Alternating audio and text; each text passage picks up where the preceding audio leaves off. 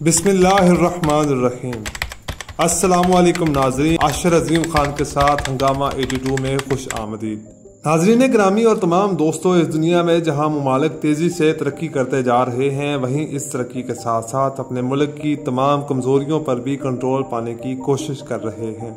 वैसा ही एक मुल्क एशिया में मौजूद है जो रूस कहलाता है। ये मुल्क जहां तरक्की करता दिखाई दे रहा है, वहीं अपनी कमजोरियों पर कंट्रोल पाने की कोशिश कर रहा है। लेकिन उससे पहले आपसे गुजारिश है कि अगर आपने अभी तक हमारे चैनल को सब्सक्राइब नहीं किया तो जरूर कर दीजिए और बेल आइकॉन को भी क्लिक कर दीजिएगा ताकि आने वाली हर वीडियो का नोटिफिकेशन आपको मिलता रहे। नाज़रीन, रूस का सबसे बड़ा मसला इसका दो हैकल जुग्राफिया है, यानी जितना बड़ा मुल्क है इसमें 5 भारत आसानी से समा सकते हैं, लेकिन इस मुल्क की आबादी रकबे के लिहाज से बहुत कम है। इसकी कुल आबादी 144.4 मिलियन है। इसकी 66% आबादी मुल्क के इस 20% हिस्से में रहने की वजह से मुल्क की जीडीपी का सबसे बड़ा हिस्सा इस 20% इलाके को डेवलप करने में लगाना पड़ता है, जबकि इस 80% इलाके में सिर्फ 34% आबादी मौजूद है, जिसकी वजह से मुल्क का 80% हिस्सा तरक्याती कामों से महरूम होता जा रहा है। रूस के पास बहरी फौज ना होने के बराबर है, जिसकी वजह से समंदर के रास्ते से होने वाली सबसे सस्ती तिजारत से महरूम हो जाता है। अब आपके जहन में ये सवाल जरूर आया होगा कि ऐसा कैसे मुमकिन हो सकता है, तो ठहरिए जरा, हम आपको नक्शे की मदद से पूरी बात समझाते हैं। रूस का शुमाली हिस्सा बर्फ से ढका हुआ है। इस मुल्क के पास सिर्फ 3 बंदरगाहें मौजूद हैं। इसकी मशरकी बंदरगाह व्लादिवोस्टोक मुकम्मल तौर पर बर्फ से ढकी हुई है, यानी एक साल में 11 महीने बर्फ से ढकी रहती है।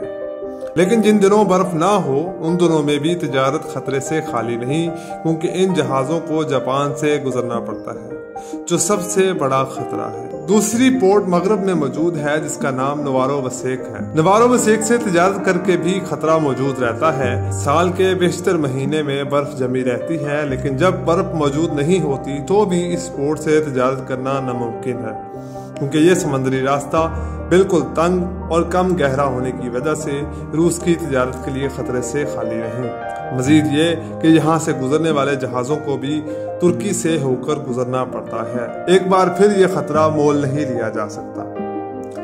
लेकिन अब रूस तुर्की से ताल्लुकात बेहतर करने की पूरी कोशिश कर रहा है।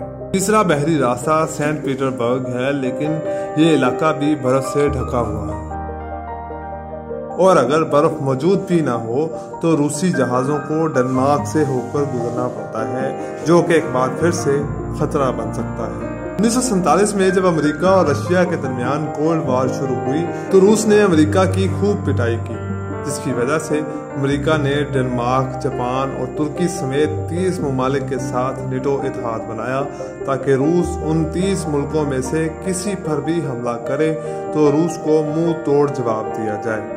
यानी ये इत्तेहाद रूस से बचने के लिए बनाया गया था और रूस इस इत्तेहाद का बिल्कुल भी हिस्सा नहीं। रूस का एक बड़ा मसला ये भी है कि रूस को हाई टेक्नोलॉजी प्रोडक्ट्स, कारें, मोटरसाइकिल, गाड़ियों के स्पेयर पार्ट्स, अद्वियात, गारमेंट्स, फ्रूट्स, मक्खन जैसी दूसरी चीजें बाहर से इंपोर्ट करना पड़ती हैं। इन तमाम इंपोर्ट्स पर रूस की जीडीपी का 45% खर्च होता है, यानी 190 बिलियन डॉलर्स अपनी इंपोर्ट्स पर खर्च करता है।